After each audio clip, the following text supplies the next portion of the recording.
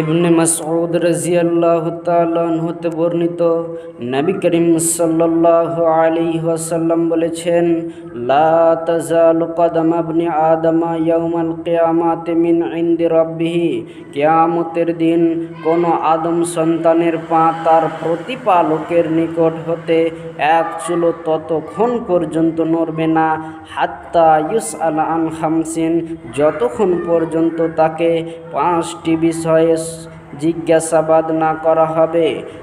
এক, আন উমরিহি ফিমা আফনাহু, তার জীবনকাল সম্পর্কে, সে তা কিসে অতিবাহিত করেছে। 2, ও আনসাবাবিহি ফিমা আবলাহু, তার যৌবনকাল সম্পর্কে, সে তা কোন কাজে ব্যয় করেছে। 3, ও মালহি মিন আইনাক্তাসাবাহু, তার ধন সম্পদ সম্পর্কে, সে তা কোথা থেকে উপার্জন করেছে। 4, ওয়াফিমা আনফাকাহু, এবং সেই ধন সম্পদ সে কোন পথে ব্যয় করেছে।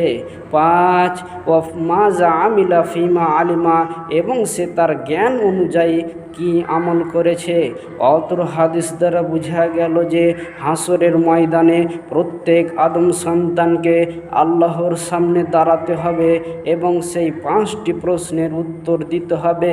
সেই 5টি প্রশ্নের উত্তর না দেওয়া পর্যন্ত এক চুলো নড়তে পারবে না।